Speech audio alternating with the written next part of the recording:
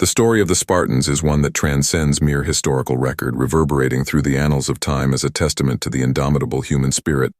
The Spartans were not merely a people, they were an idea, a way of life so deeply ingrained in their souls that it became synonymous with power, resilience, and unyielding discipline. To understand why the Spartans were so powerful is to delve into the very essence of what it means to live with purpose, to breathe discipline, and to embrace a life where every breath is a testament to one's duty to the state and the collective honor of a people. Before we get right into the video, please smash the like button and subscribe to the channel so you don't miss out. The roots of Spartan power can be traced back to the very inception of their society in the 8th century BCE, when they settled in the fertile valley of Laconia, located in the southeastern part of the Peloponnese. The Spartans, descendants of the Dorians, were not simply farmers or tradesmen. They were warriors, sculpted by the harsh terrain of their homeland and the unrelenting expectations of their society. Their city-state Sparta, known as Lacedaemon in ancient times, was more than a political entity.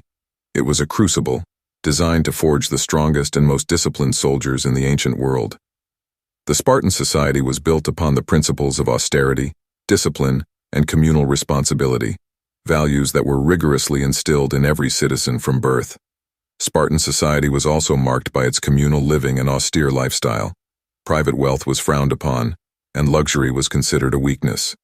Lycurgus, the legendary lawgiver of Sparta, was said to have introduced the Great Retra, a series of reforms that included the redistribution of land and the establishment of communal messes, where Spartans ate together and shared simple meals. This egalitarian approach fostered unity and ensured that every Spartan was focused on the common good rather than personal gain. The agoge, the Spartan education system, was the bedrock upon which their formidable strength was built. Boys were taken from their families at the tender age of 7 to begin their training, a grueling process that would last until they reached adulthood. This education was not one of books and scrolls, but of pain, endurance, and survival. The agoge trained them to endure hunger, to march barefoot in the bitter cold, and to fight without hesitation. As Plutarch wrote in his Life of Lycurgus, a Spartan boy would never cry out in pain. They were taught to endure hardship with a stoic silence, to overcome their suffering not through complaint, but through sheer willpower. This brutal upbringing was not merely a means to an end, it was the end itself. To be Spartan was to embody these virtues in every aspect of life. The phrase, "come back with your shield or on it," attributed to Spartan mothers, encapsulates the societal expectation of valor and the complete subordination of the individual to the collective good. For a Spartan, there was no greater honor than to die in battle, no higher purpose than to serve the state. The Spartan's lifestyle was one of simplicity and self-denial, yet it was not without its contradictions. Their society was deeply hierarchical, with a rigid class structure that separated the full citizens, or Spartiates, from the helots, the subjugated people who worked the land. The helots were essential to the Spartan economy, providing the sustenance that allowed the Spartans to dedicate their lives to military training. Despite this dependence, the Spartans lived in constant fear of helot uprisings, a fear that only served to further harden their resolve and justify their oppressive measures. The Cryptia, a secret police force of sorts, was established to keep the helots in check. Young Spartans, as part of their training, would roam the countryside at night, killing any helots who were deemed a threat to Spartan security. This ruthless aspect of Spartan society highlights the lengths to which they would go to maintain their way of life. Their power was not just in their military prowess, but in their unyielding commitment to preserving their society at all costs. The Spartans were masters of psychological warfare, both against their enemies and within their own ranks, using fear and discipline as tools to maintain control and ensure cohesion. The Spartan way of life was put to the test during the Persian Wars, a series of conflicts that pitted the Greek city-states against the vast Persian Empire in the early 5th century BCE. It was during this period that the Spartans demonstrated their military might and earned their place in history.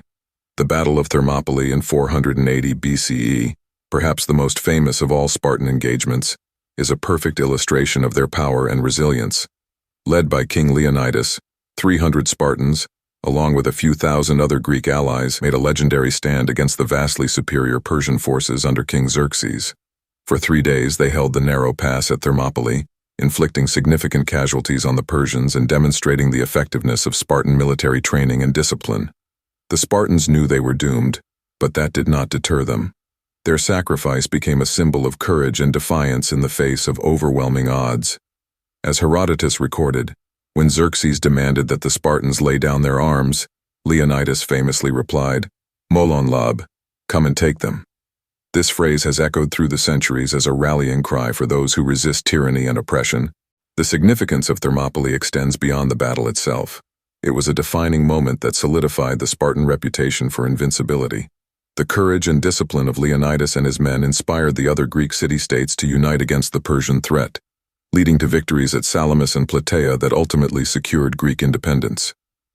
In this way, the Spartans, through their unwavering commitment to their ideals, played a pivotal role in shaping the course of Western civilization.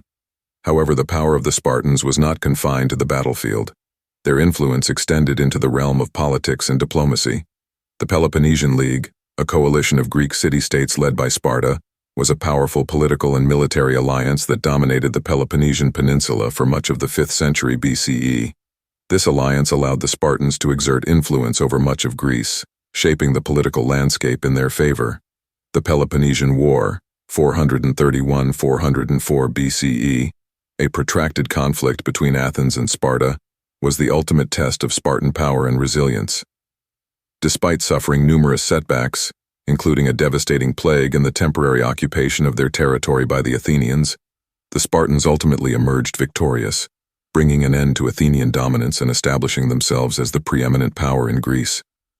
Yet, the victory over Athens marked the beginning of the end for Spartan power. The rigid and inflexible nature of Spartan society, which had been their greatest strength, became their undoing in the face of changing circumstances. The Battle of Leuctra, in 371 BCE, where the Thebans under Epaminondas inflicted a crushing defeat on the Spartan army, was the turning point. The defeat shattered the myth of Spartan invincibility and led to a rapid decline in their influence. The Spartan society, so meticulously crafted to produce warriors of unparalleled discipline and strength, could not adapt to the changing political and military realities of the time. Their population had been in decline for years, a result of their rigid social structure and the constant demands of warfare. The Helots, upon whom the Spartans depended for their economic survival, were increasingly difficult to control. The once mighty Spartan army, depleted by years of conflict and internal strife, could no longer maintain its dominance. Despite their eventual decline, the legacy of the Spartans endures. They are remembered not just for their military achievements, but for the principles they embodied: discipline, duty, and an unyielding commitment to the collective good. The Spartan way of life, with all its harshness and brutality, was a reflection of their belief that true strength comes not from individual prowess, but from the unity and discipline of the whole. The Spartans understood that power is not simply the ability to dominate others, but the capacity to remain steadfast in the face of adversity, to endure hardship with dignity, and to sacrifice oneself for the greater good. In the words of the Greek poet Tyrtaeus, who lived during the 7th century BCE and whose martial poetry inspired generations of Spartans, "It is a fine thing for a man to die in the front line, a brave man fighting for his homeland." This sentiment encapsulates the essence of Spartan power.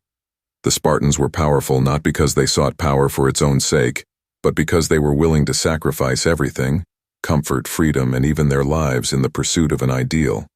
Their story is a reminder that true power lies not in conquest, but in the ability to live and die with honor.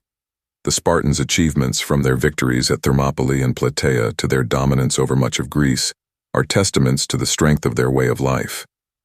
But perhaps their greatest achievement was the creation of a society that, for a time, was able to transcend the individual and forge a collective identity that was greater than the sum of its parts.